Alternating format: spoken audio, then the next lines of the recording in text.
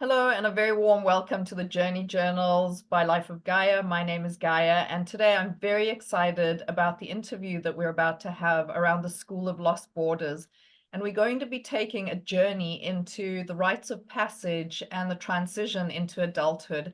I'm very excited to have with me Carlos Rangel today, who is a plant medicine facilitator who's going to be walking us through his own personal journey and his own personal experience. A very warm welcome to you, Carlos. Thank you, Gaia. So happy to be here again. And yeah, I'm sharing the experience that I had with the School of Lost Borders. Thank you, Carlos. Excited to have you here. Now, we have done several interviews together before, and they've been amazing. For those who have just joined us for the very first time, could you tell us a little bit about yourself and where you were in your own personal journey that had you considered taking or participating in the School of Lost Borders? So I've been in this, I guess, road for a few years now. It's been, I think, close to like 7 years when I started. And I guess I'm in the same place where I was when I started, like in terms of like trying to find out a better version of who can I be, or just questions that pop up that maybe will never get answered. But it's just fun to go into those and experiencing them in a different stage of my life. And I think that's why it brought me to the School of Lost Borders, which is essentially a rite of passage organization. So I was feeling like I needed to have some sort of like, I was going through a transition. So I was just looking for ways to like really embody that transition. So I found the School of Lost Borders and it really gravitated towards me, and it felt like they were exactly what I needed to go and to experience. So being curious and like just like the same way that I started the process of just going into something new, I just went into it, and it was very, very rewarding and deep experience. That thank you for having for giving me the space to share with you and to everybody that's watching. Appreciate you sharing, Carlos. And question for you, what exactly is the School of Lost Borders and what are its origins? If you wouldn't mind just taking a moment to explain about the school. So I'm not a like an advocate or a guide or promoting it. I just when a person that experienced one of the fast quests that they offer. So it's an organization that's been around for many years. I think it started in the 70s by a man called Stephen Foster and Meredith Little. And they, from what I understand, they just wanted to offer a space for people to go through rites of passage and fast quests and like these type of spaces that allow you to see yourself who you are based on where you're at and where you can go in terms of like your life circle. So they revolve around something called the four shields, which is based on the four stations, and each station is a stage of life, and each stage of life represents a way of being in the present but also prepare yourself for the next step. So they offer trainings in terms of like training guides for holding space there, for mirroring, for holding counsel, for just like wilderness guidance, because everything is done outside in the forest. So just being with the land, it just amplifies the effect of everything. So that's my, I don't want to say understanding of the School of Lost Borders, but that's what made me resonate with it so much, which is that really a link with the land to really find the safe space, to find your space wherever it is that you are in your journey. Interesting. And you must have had certain expectations going into the process, right? Or before the whole process or school started. Like, what were some of those expectations? And then did those expectations align with your actual experience once you attended or participated in the school? Yeah, of course. I mean, like I just didn't just land on the School of Board. There was a lot of like research and like things that I wanted to look into in terms of like what would really help me do what I wanted to do. And I don't know, I've never done a vision quest or a fast quest, but I knew that that was something that I wanted to look into. So not knowing about it and having done it myself, there's a lot of expectations of, am I going to be able to pull it off? Am I going to like tap out? And like, what are the conditions? Like, can I like just hide some chocolate in my pocket and go out to the land and just get it there just in case? So there was a lot of that, but after the physical expectation of what the space is like, I guess it's a personal expectation of like, what am I gonna find? Because one of the main reasons that I wanted to go there is that I was feeling that I wasn't comfortable being alone with myself. Like I always had to be doing something. I have to be on the phone. I had to be busy with an action. So I wanted to go to a place where there was no excuse and I had to be alone with myself. And I could do that by just staying at home. But I wanted to be alone with myself in a way that I would push myself to find resilience of the situation so that the being alone with myself would be a comfort and not something to get away from. So the expectation was mainly that, like, am I going to be okay with being alone with myself, or is that going to be something that is going to hinder the experience because I'm going to be too much in my head of like, I want to get out of here. So that was a big one in terms of like expectations. And then even though it was like a fast quest and an individual fast, it was a group, so it's also like, how does my story gonna relate to the stories of other people? And there was a lot of that, of belonging.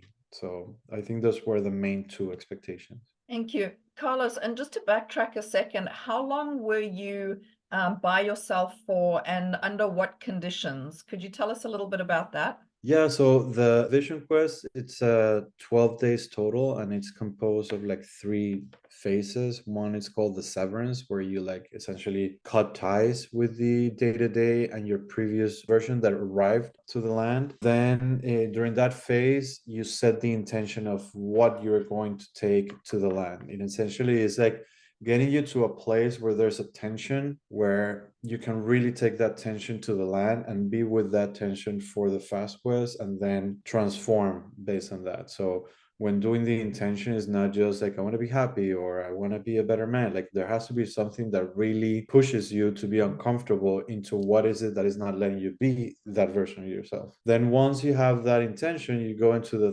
threshold, which is essentially going through that liminal space where you're not you and you're just spirit going into this place to finding yourself. And that's where the fasting comes in, and it's 4 days of like going out to the land, to like a place that you chose, and you stay there alone for 4 days. And they say no shelter, no people, no food, so you just in a sleeping bag, sleeping under the stars without a tent or anything. And it's really nice to be there because even though it's like a whole ceremony, like a ceremony is made out of rituals, so everything becomes a ritual. Like a walk to the top of the hill is a ritual.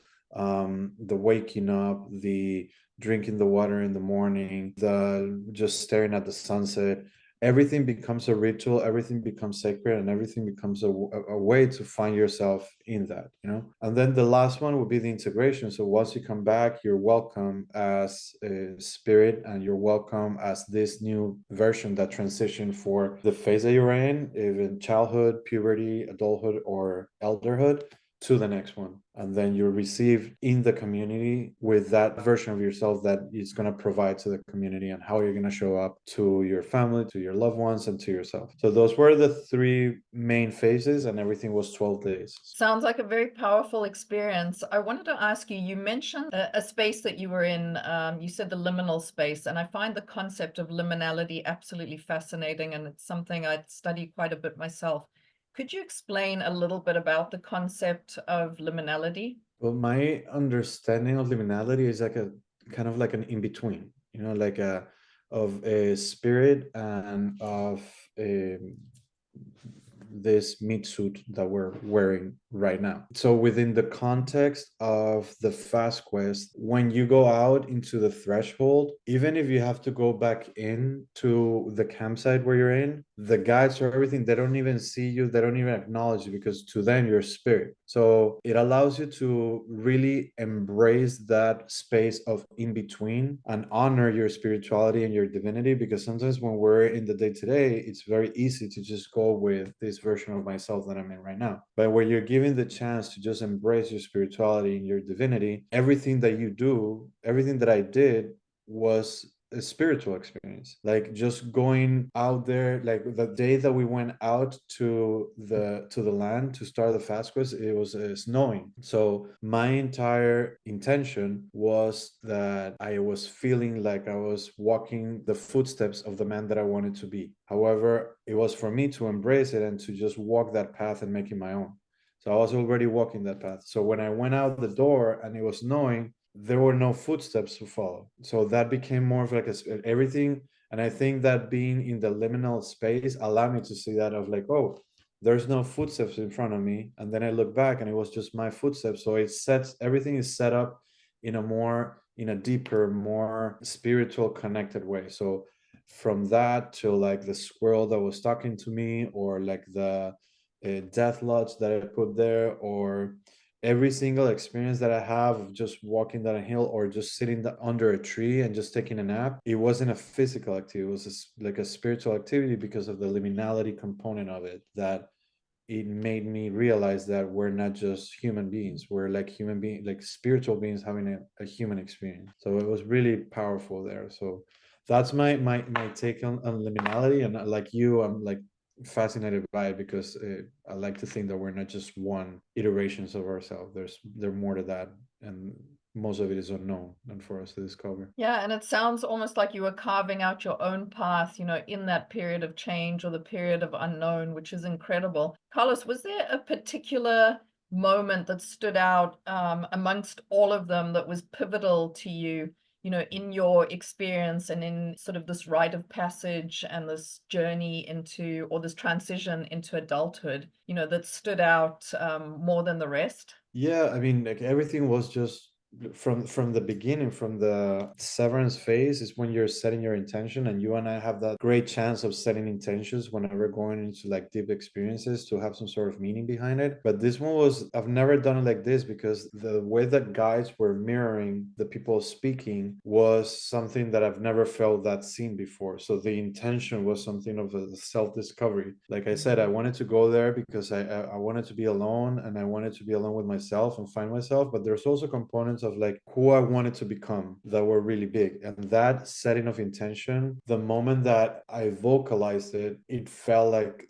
my truth was coming out. It was like one of the first times that you can actually speak words that are so true to you, and that you can see the faces of the people like, whoa, like that is my intention. So that was really powerful, how they set the intentions and how they hold the council and how they mirror you when you're speaking, so you can really see if you are fully in the space or if you're just faking it, because they are very big on like speaking from the heart and listening from the heart. And when you have 12 people sharing and I happen to be the last one sharing, you're like getting nuggets of everybody's story. So you're like, oh, I'm gonna say this, I'm gonna say that, but then it's not coming from the heart. So you have to like brush it off. And when the moment that Carlos, you're up, you're like, oh, let me see what comes out.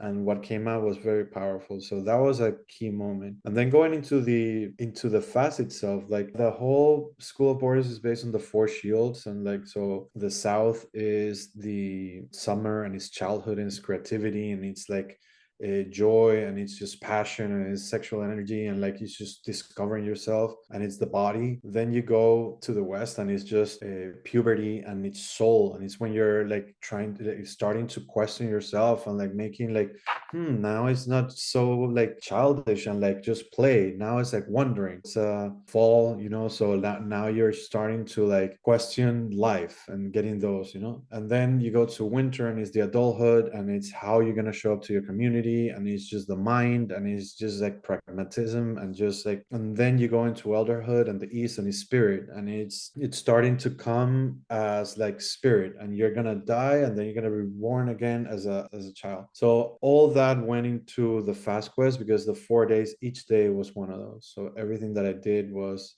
based on that. So everything was very powerful. So there was not one thing, it was just how the space was created from the beginning that made it really powerful. And it sounds like it's almost something that led you to a place of, very deep integrity with yourself, to a point that it resonates as truth with other people. Like, I'm sure that that's what the guides sort of tap into when you express it to them. Yeah, like having that such a strong like compass of like human development, Mhm. it's really powerful because it allows you to, or allowed me to know where I'm at and where I would like to go, not in the like 1 2 3 ABC steps, but if I am feeling, for example, that I am in a space where I'm questioning things and like what to do, what not to do, that feels to me like a puberty. It feels to me like I'm in fall. So I know that I cannot go from childhood to adulthood. You have to go through puberty. Like, there has to be like that's what a rite of passage is. You have to go through the right steps in order to go to the next one. So having that understanding of where I'm at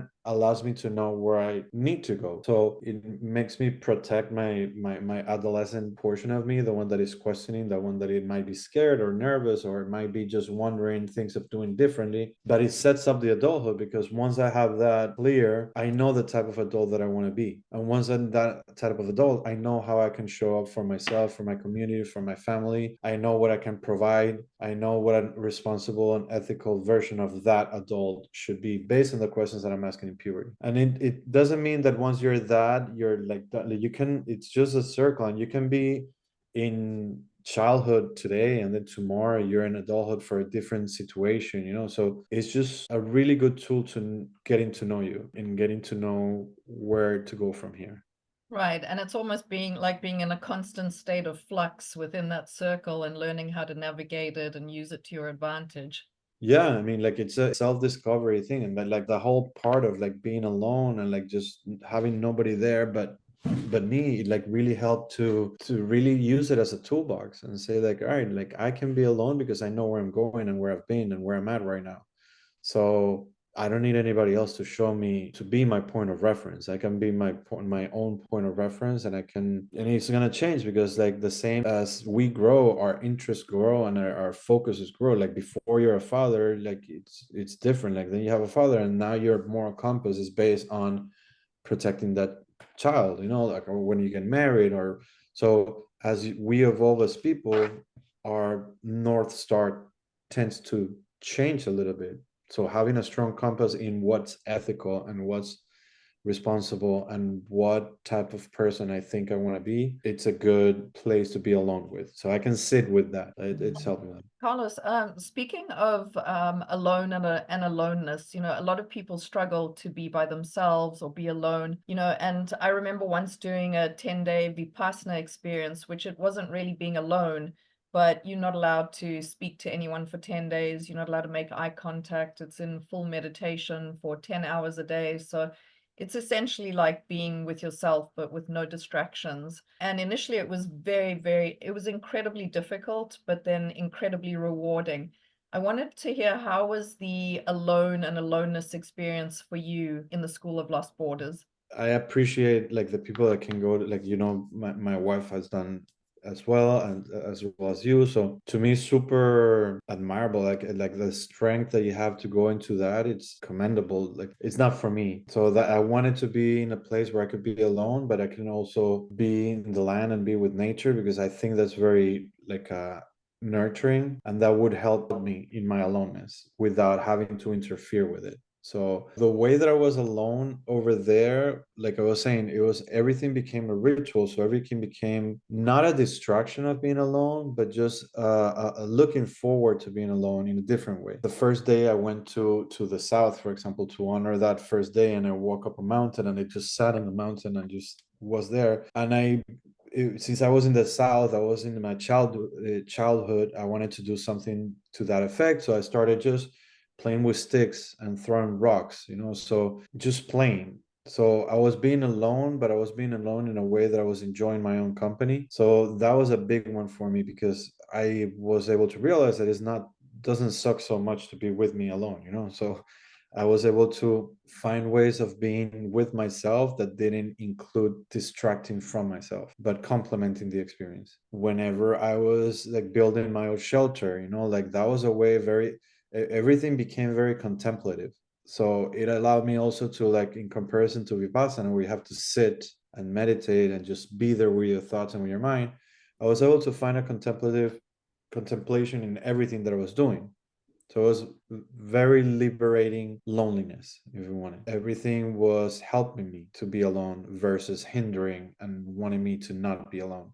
Even the time came to come back to the campsite after 4 days, I was the last one to get back, because I didn't want to go back. So yeah, like I think that that's how I really was able to be alone with myself, was to understand that being alone and loneliness are two different things. Like you can be in alone, but you don't have to be lonely. You can be a good companionship for yourself and just enjoy the time, be grateful for that time, because right now we don't have that level of awareness when we're actually in a space alone with ourselves, and hold that for what it is. Yeah, that's a great statement. It's a very powerful and precious place to be, once you find it, I think. And it's a very similar experience that I had, nearing the end of the Vipassana experience, where they said to us, at 4 p.m. today, noble silence will end. And there was, despite all the 7 days of struggle initially, the last 3 days were just sublime. And there was such interesting interior work going on. And there was almost a disappointment of having to come out of it and sort of re-enter life as we know it. But it's amazing. It's something I've definitely kept with me to this day and will continue to. And it sounds like you have too, which is amazing. Carlos, I wanted to speak a little bit about, you keep mentioning nature and the role that it played. And I know you live in Florida, and this was up in Denver, I believe, in the snow. I just wanted to hear a little bit more about the role of nature and how you experienced just nature in general, how that played into the whole experience. It was a key character in the whole experience. Everything was speaking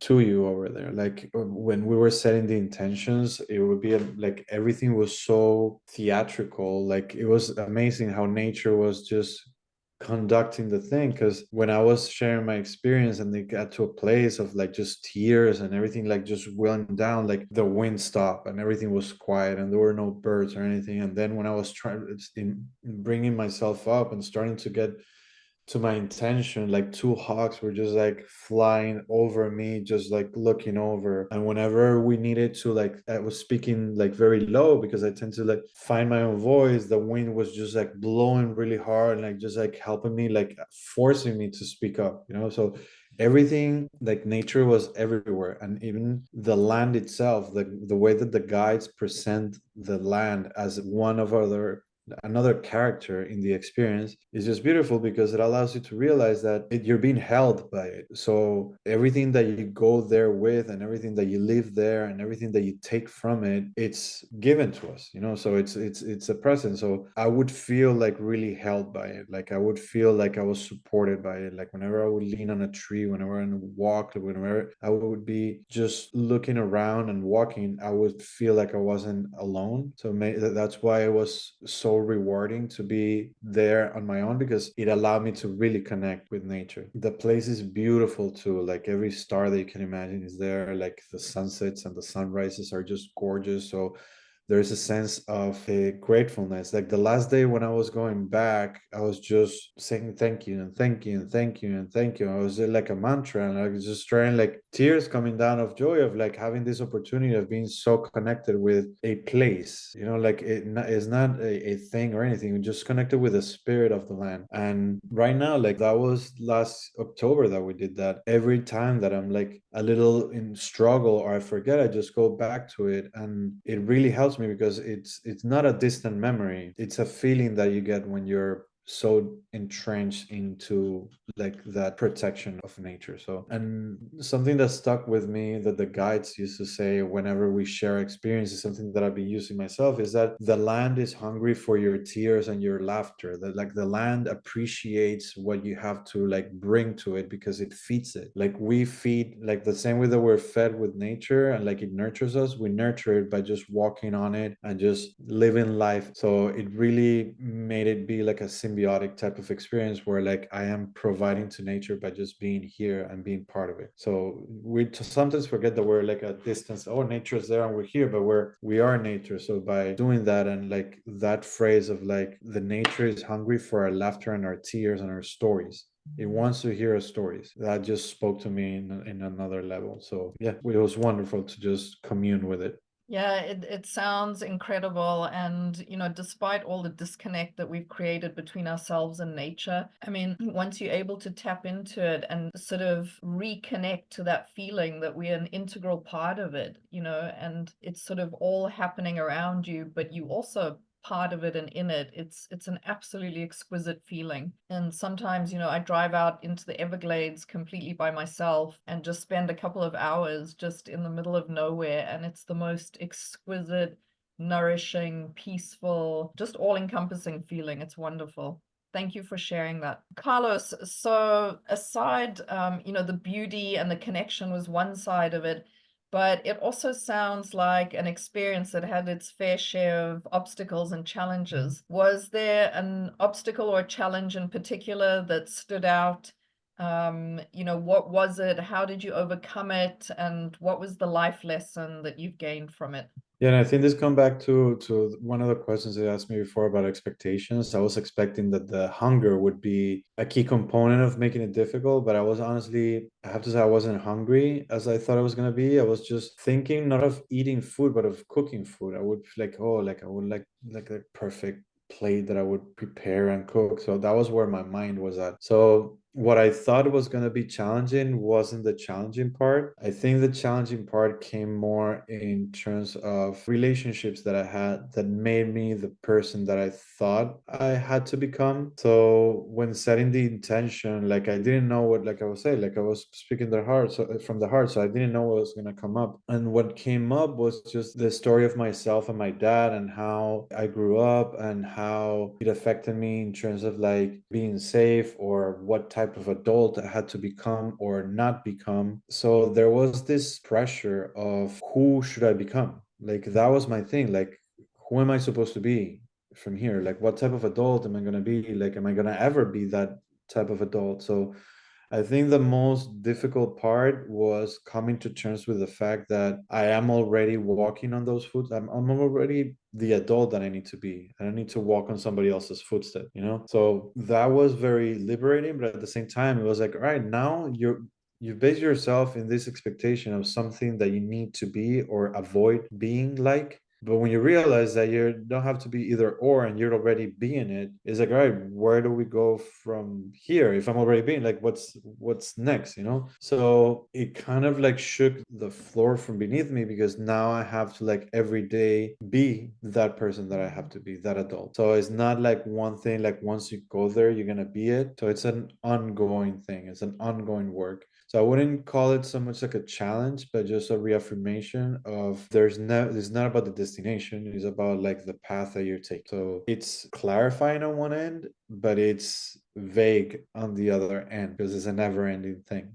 So yeah, like I took that to the land and I just sat with it for a long time, and all my relationships and all my role models and all the people that I learned to be who I am from came to me and like caught links with them that don't serve me anymore, and I was able to ask for help on those relationships that maybe I haven't nurtured that much. So it was a really deep exploration. So as every exploration, you find stuff that you like and you don't like. So I think that was the most challenging part, just like really coming to terms that the version that I knew about myself was not who was gonna leave that land, and I was okay just leaving that person there to discover something new. Yeah, incredible. So, I mean, it sounds like you sort of cut ties with, relationship that were maybe from the past or not necessarily serving you anymore to then carve out your own path. And now, I think you're out of the School of Lost Borders, roughly. Yeah, maybe like 9 months. Yeah. Okay, 9 months. What has been sort of the lasting impact or influence of the school on your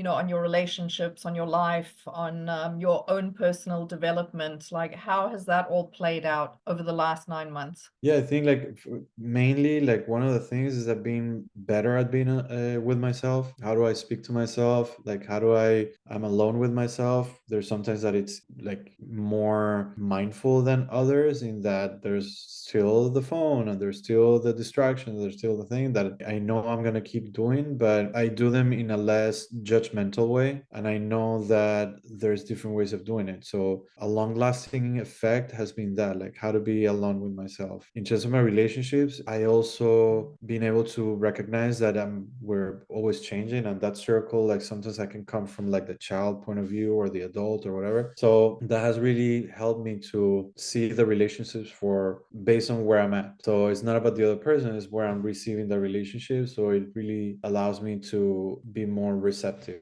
in terms of like how the people around me are affecting me. In terms of like my holding space and like supporting others in their journeys, I think it's been really valuable in terms of like how to hold counsel and how to listen to others and how to open a safe container so that people feel safe telling their stories. I think that's the most wonderful. And that's not just holding space, that happens at work too and with family, like really being there for somebody to like listen to them and hear them. And just a reverence for nature, and doesn't mean that I have to remove myself from where I'm at to find nature. I know that there's nature everywhere that I go, so that connection is also there. Even if I'm in a building, even if I'm in a room inside my house, I don't need to be standing on grass to be that connection. So there's a deeper sense there. So those are long lasting things. And the last one that I think is the most important is that the mirroring and how that practice really got to me. So I'm going back in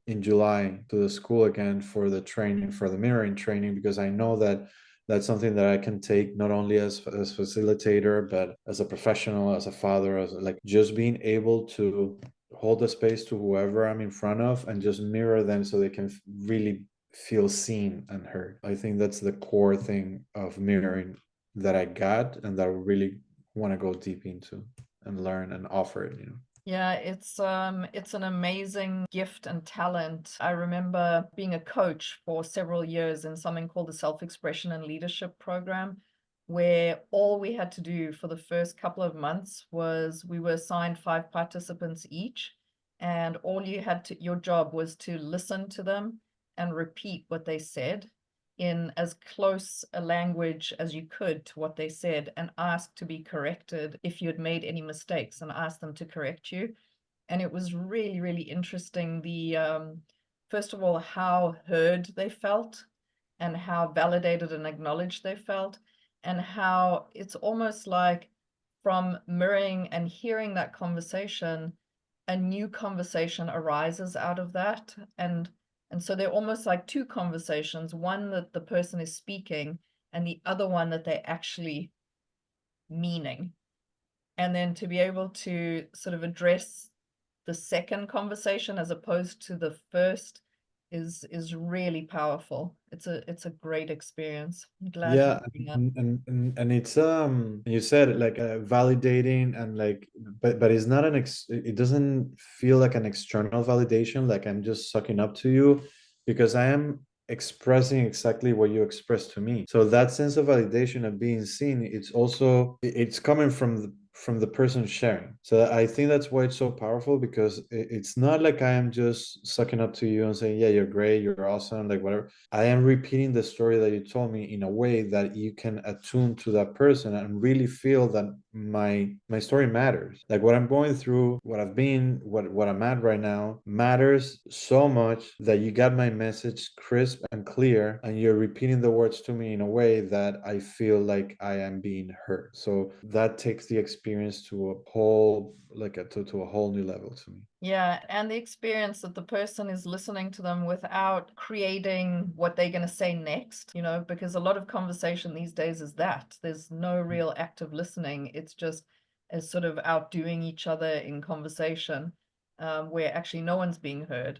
So yeah, agreed with you. Very, very powerful skill and experience. It's beautiful. Carlos, for someone who is considering going to the School of Lost Borders and participating in it, what suggestions or insights do you have for them? I would say that not necessarily just the school of Lost Borders, but for this type of like rite of passage and the vision quest and fast quest, if there's an inkling, like if there's just like 1 gram of curiosity about it, I think that's enough to like just go head first. Like the fact of like wanting to explore parts of ourselves that we not sure what we're gonna get out of in a place so harsh as a fast quest or like a lone vision quest, or just like being with ourselves can be scary, with our thoughts can be scary, being alone can be scary. So if there's just like a smidge of curiosity in it, I think it's worth looking into, because that's not going to go away. I don't think that once that seed is planted, you're just going to figure it out with like your normal practice. I think that the universe is speaking through you. Like there needs to be a change. There's a transition happening. Like there's something that you want to get to. And going to the School of the Lost Borders or these type of organizations that offer this space for rites of passage, it's really good because it allows you to have some sort of like structure and north star of how to do it without having to go down a rabbit hole that maybe you're not going to be able to get out of alone. So there's a lot of support. There's a lot of knowledge in the guides. The places where it's held, they're beautiful and it's just nature. So if anything, you're going to be able to spend some time with nature and some time with retrospection and contemplation, that there's no negative side to it. Thank you. I'm definitely convinced and intrigued and would absolutely consider attending. And actually, I'm so grateful that we had this conversation and this interview, because there've been questions I've been wanting to ask you for a long time. So thank you for sharing your information about it. And that actually leads me to something that I want to acknowledge you for, is first of all, your curiosity. You're always a wealth of information, and you always a person that I turn to learn more about intriguing courses or modalities, or I don't even know how you find them. And actually, thanks to you, I'll be participating in a 3-year program that you put me onto, and I'm very, very excited about that. So thank you for always being curious, for sharing your knowledge openly, for participating fully in all these, different modalities and experiences and programs, and then taking your learning and sharing it with everyone around you. Thank you. No, thank you. Thank you. I mean, those words mean a lot to me coming from you. I think that the curiosity and like this knowledge and all everything that we share can be shared because it's being received with so much love and like open heart. So whenever we have these conversations, it's because I feel safe of sharing, and like I feel safe to like really tell you what interests me and what I'm doing, because I know that there's a legit interest there for not only your own curiosity, but for my well-being and my self-development. So thank you for those words. Thank you, Carlos. Appreciate it. And for those of you who have been watching us, if you have any questions for Carlos around the School of Lost Borders or his experience, please feel free to put them in the comments. Please share it with other people who are considering attending the program. And just to be clear, Carlos is not part of the program. He is not affiliated to it, anything like that. He was just sharing his own personal experience. So please, I do encourage you to reach out to him. We will put a link for the programs that he's spoken about, as well as a link to his own website too. And we look forward to further interviews. Carlos, thank you again. Thank you, Gaia. Thank you for having me.